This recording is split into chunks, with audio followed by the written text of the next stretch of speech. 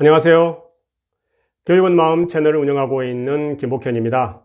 오늘 이야기의 주제는 어떻게 하면 학생들이 집중해야 할 수 있는 그런 교사의 말하는 방법에 대해서 이야기를 해보려고 합니다.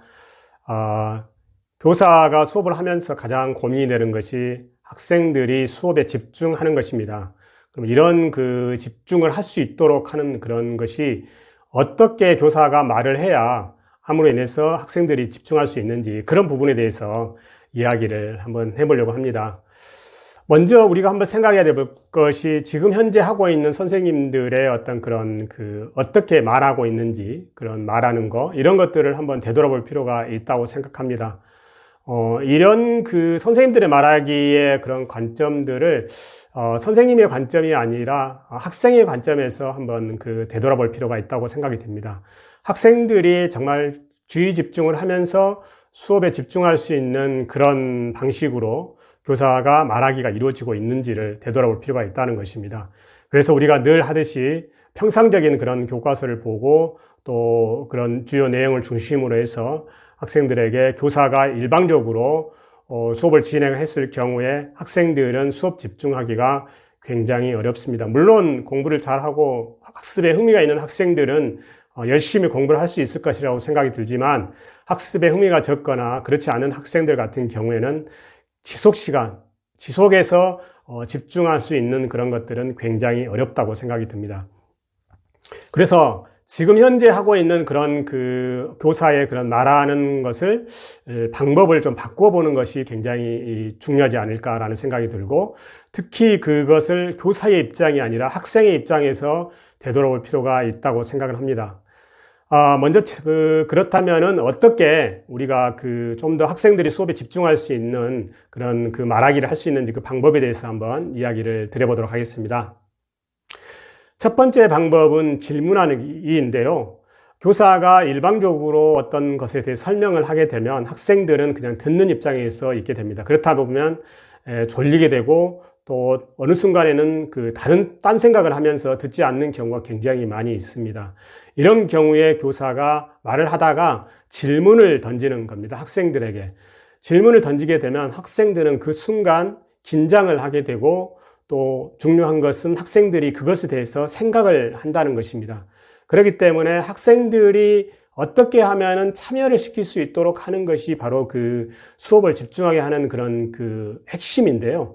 그 방법 중에 하나가 학생들을 참여시키는 방법이 이렇게 신체적으로 참여시키는 방법도 있지만 이렇게 질문을 던지게 되면 생각을 할 수 있게 돼서 사고를 할 수 있는 그런 기회를 준다는 것에서 참여를 할 수 있다라는 것입니다. 그래서 학생들이 이 수업 시간 내내 어떻게 하면은 좀 더 생각을 하면서 참여를 할 수 있고 또 몸을 움직여서 참여를 할 수 있는 그런 방법들을 이렇게 우리가 생각해 볼 수가 있는데 질문을 했을 경우에는 이렇게 생각으로 사고를 통해서 참여를 하게 된다라는 것입니다.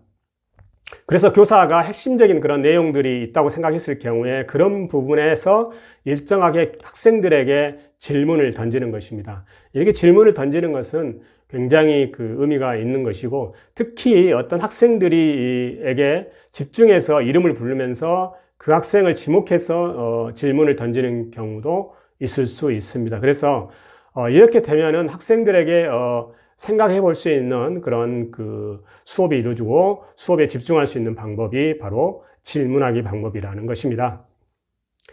아까 첫 번째 방법이 어떤 생각을 하면서 참여시키는 방법이라면 이번에는 두 번째 신체를 이용하는 방법으로 참여시키는 방법이 있는데요. 바로 그것이 행동하기입니다.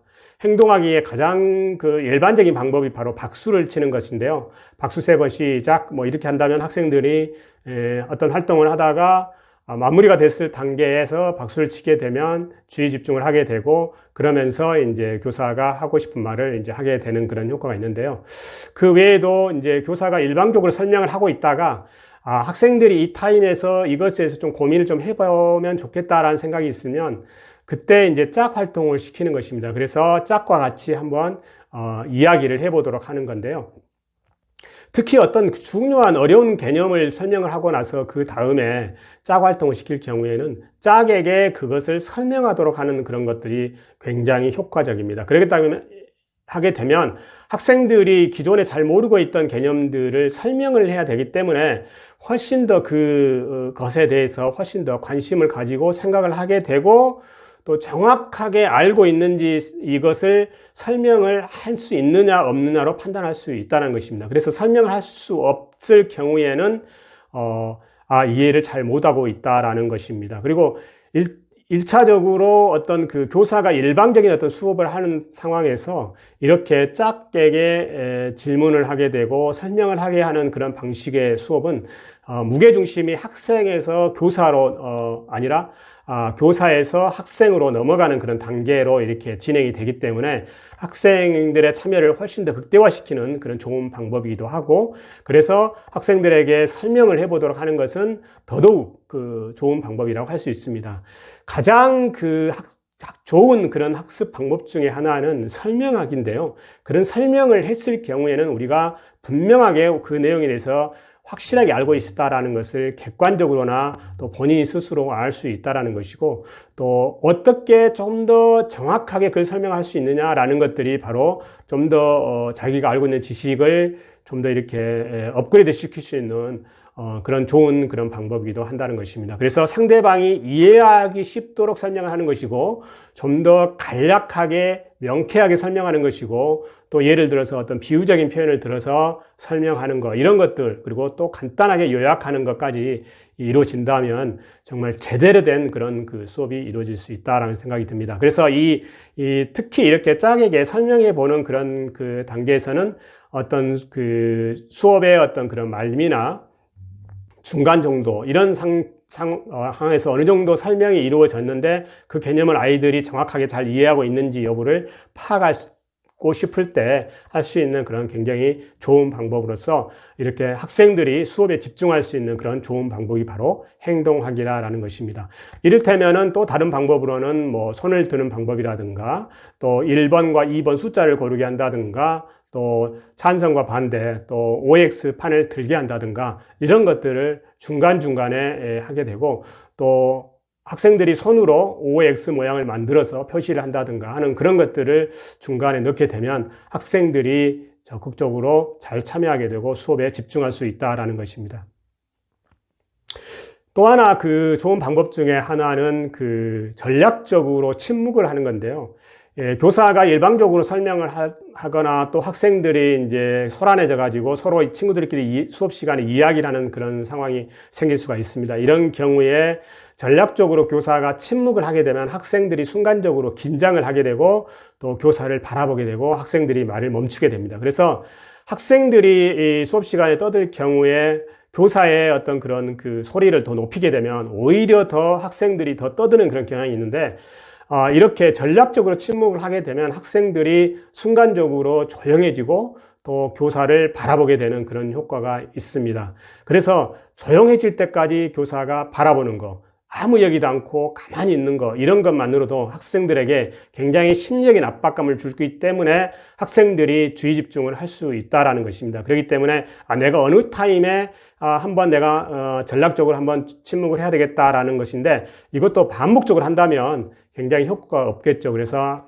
한 번 내지 또는 2번 정도 학생들에게 이렇게 수업 시간에 중간에 의도적으로 전략적으로 침묵을 하는 거, 이런 것들이 바로 학생들의 수업에 집중할 수 있는 그런 좋은 방법 중에 하나라고 할 수가 있겠습니다. 또 다른 방법은 이제 말 소리에 관련된 건데요. 말 소리에 그런 것들을 이제 이렇게 변화를 주는 건데, 예를 들면은 어떤 부분에서는, 중요하지 않은 부분에서는 굉장히 교사가 빨리 말을 하고, 어떤 부분에서는 좀 천천히 교사가 말을 하게 되면 학생들이 리듬이 이렇게 일정하게 됐을 경우에는 졸리게 되는 그런 상황이 되는데, 가다가 어떤 변화를 주는 거죠. 예를 들면은 고속도로로 뛴다면 일자로 되어 있는 것이 아니라 S자 모양으로 이렇게 오히려 이렇게 도로가 됐을 경우에는 훨씬 더 운전자들이 긴장을 하면서 이렇게 운전하듯이 학생들도 어떤 그 소리에 있어서 변화를 일정하게 주는 것이 아니라 어떤 빨리 했다가 또는 천천히 했다가 이렇게 하면서 천천히 이렇게 하게 되면 또 이렇게 빠르게 하게 되면 이 학생들이 그 변화를 느끼면서 체감을 한다는 것입니다. 이상한데? 그러면서 교사를 바라보면서 집중을 할 수 있는 그런 좋은 방법 중에 하나라는 것입니다. 그렇기 때문에 어떤 그 리듬을 갖되 좀 천천히 하는 경우와 빨리 하는 경우를 이렇게 해가면서 의도적으로 좀 이렇게 변화를 주는 것, 이런 것들도 굉장히 좋은 방법 중에 하나라고 생각이 듭니다. 이와 같이 똑같이 소리의 변화와 관련해서 또한 그 실제적으로 교사들의 얼굴 표정이나 이런 변화들을 우리가 생각해 볼 수 있는데, 실제로는 뭐 저도 그렇지만 이렇게 보면 얼굴에 학생들에게 어떤 표정의 변화를 주는 것이 굉장히 사실은 쉽지는 않습니다. 그렇지만 의도적으로 그 얼굴에 어떤 변화를 주는 것입니다. 그래서 즐겁다, 또 어떤 화난다, 또 약간 슬프다, 우울하다, 이런 것들을 얼굴 표정에게 이렇게 줌으로 인해서 학생들이 그런 변화들을, 교사들을 어떤 변화를 보면서 수업에 집중할 수 있는 그런 좋은 방법 중에 하나가 또 되지 않을까라는 생각이 좀 들고요. 또 하나는 우리가 이제 그 이성과 감성을 이렇게 적절하게 활용하는 것이 굉장히 중요한데요. 예를 들면 어떤 수학 시간이 됐다 그러면은 한 시간 내내 수학만 공부할 경우에 학생들은 굉장히 그 이성적으로만 이렇게 생각을 하기 때문에 굉장히 지루해하고 힘들어하는 경우가 굉장히 많다는 것입니다. 그렇기 때문에 이렇게 수학을 공부하는 그 시간에는 뭐 재미있는 이야기를 조금 이렇게 들려준다거나 아니면 재미있는 유머를 들려준다거나 잠깐 뭐 어떤 환기시키는 그런 간단한 노래를 하나 불러본다든가 이렇게 해서 그 수학 시간에는 이렇게 감성적인 요소를 넣을 수 있는 그런 것들을 한번 이렇게 시도를 해보는 것이 굉장히 좋고요.